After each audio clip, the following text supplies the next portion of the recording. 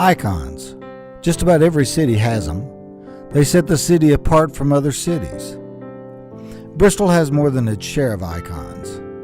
Of course, we have the sign, the Speedway, the train station, and of course the Bristol Municipal Stadium. Yes, I know, I didn't recognize that name either. It's the Stone Castle. Probably in the late 60s, 1970, the name Stone Castle. And I think that came from the media, and the name Stone Castle came out. And of course, we were state champions during that time, and there was a lot of publicity about the Stone Castle. The Stone Castle has been a part of Bristol since 1934. Amazingly enough, the stones that built the Stone Castle actually came from something that has been a thorn in our side always, and that's Beaver Creek. And so back in the early 1900s, we were having a lot of issues with flooding, and the federal government decided to come through and dig through Beaver Creek. And so they actually used the stone that they found when they were digging out Beaver Creek to build our beautiful Stone Castle. It was the perfect WPA project. Pick up rocks, transport them to another site, and build a stadium. This was not the first time the WPA had built a stadium in Tennessee. This is Crump Stadium in Memphis. It was built with a capacity of 7,500 people, just barely larger than our stadium, but in 1936 it was enlarged to hold 25,000 people. But after the Liberty Bowl was built in the 1960s, the stadium fell on hard times, and in 2006 it was torn down. So only the Stone Castle is left. This is one of the most unique places and stadiums in the entire United States, and it's here for the community of Bristol. When you talk to people at Tennessee High School, you talk to people in Bristol, those places that we have the most pride in is right here. You know, when we come in here and play a game or we have a band competition, this is our place. This is where Tennessee High competes. This is Tennessee High. When I was here as athletic director, there would be people drive by and stop and walk in and say and wonder, what is this?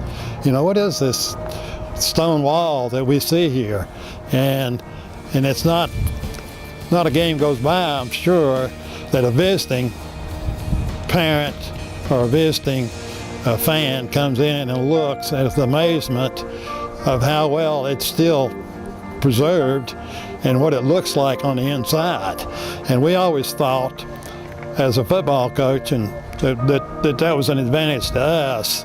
The Stone Castle was always an advantage to us. When you hear about the home field advantage, well, to us that was really a home field advantage. 80 years is a long time for any structure to stand, and as can be expected, the old stadium is showing a lot of wear. But unlike its sister stadium in Memphis, the Stone Castle isn't having problems because of lack of use. You know, here at Tennessee High, you know, the Stone Castle is our main playing field and playing surface for many events. You've got, when you talk about football, you've got Vance and Tennessee High School, so you've got two teams at Vance, 7th and 8th grade, and then you've got 9th grade JV and varsity football here at Tennessee High School, and all of those sports, all of those football teams play here in the Stone Castle. Then you've got soccer. Right now in the fall, we've got girls soccer, and you've got, once again, Vance Middle School soccer team, girls soccer team, and then you have Tennessee High soccer that's playing here as well. We've got outside users like the Junior Vikings who are playing here in football, and they're in here most Saturdays during the fall, finding the usage time for the band. As far as, of course, you got the Music in the Castle, which is a big event, a wonderful event for our band, which they use, but then also finding time to practice and those types of things for the band inside the stadium. It becomes an issue with all of these events for wear and tear on the facility. You know, we have to cancel games when weather is not really that good, and we're afraid that the field is going to be torn up because you want to maintain a playing surface that is good for all of these sports. So, you know, in the current situation, it's wonderful grass and everything. It does wear, and it does create situations where you can't provide the safe playing surface that you want to provide for these sports. And it's not just the playing field that is the problem. The concrete bleachers are deteriorating, the concession stands haven't been modernized in years, and the restrooms definitely need some work. We need, first and foremost, to update the Stone Castle, because that is like our living room, that is like our gathering place where we invite our guests, and we want that room to be spotless and updated and modern and make them feel welcome and want to come back. So that is our number one place that we want to update and modernize the Stone Castle. Our bathroom facilities have not been updated in many years. I don't know how many years, but that is really sorely needed to get our bathrooms updated. I mean, we've done the best we could over the years with what we've had, but it really is important for visiting people from other areas when they come in to see our facility that they see stuff that is updated and newer. And there's the concession stands. When you're serving food out of a concession area, if it looks a little bit old and in need of repair, sometimes that might weigh on somebody's mind before they buy a bag of popcorn or a hot dog or something like that. The stadium needs work, and that work will not be cheap. So there was a committee formed called the Stone Castle Rejuvenation Committee. The first initiative for the Stone Castle Rejuvenation Committee was to basically answer a challenge, which was the result of a facility study here at the Bristol, Tennessee City Schools facilities that was to maximize the utilization of the Stone Castle. That came with the recommendation to put down artificial turf so that inclement weather any time during the week, any time during the year would not restrict the utilization of the Stone Castle.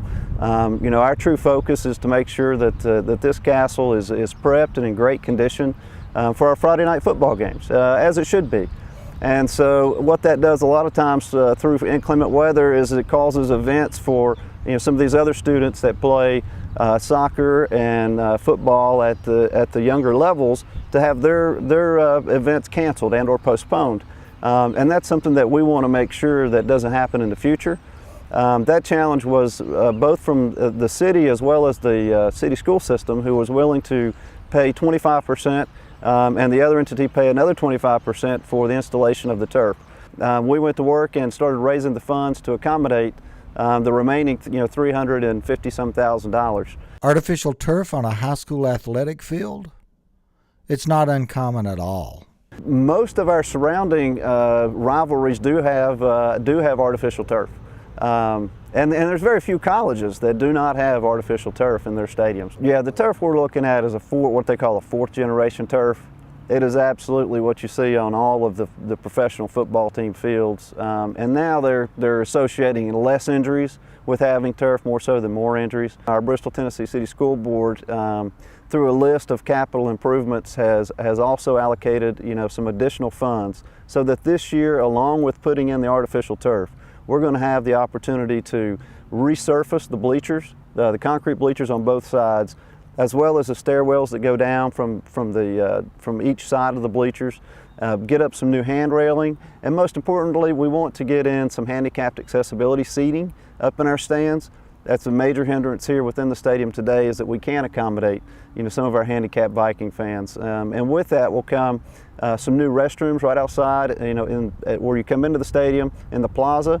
We'll be taking the current tech area and turning that into a handicapped accessible men's and women's room, so that we can also bring those fans in and not only accommodate a safe surface for individuals to transition from down to the concessions and back up to their seating, but also to be able to accommodate some of our handicapped Viking fans to be able to easily get in and sit comfortably during an event, and then get back out whenever the event's over.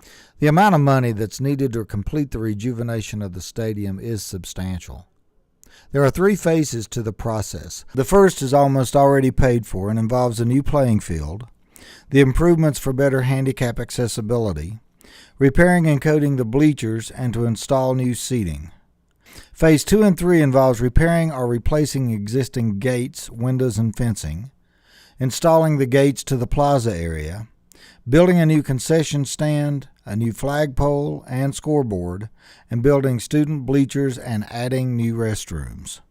The total cost of the project is $3.2 million.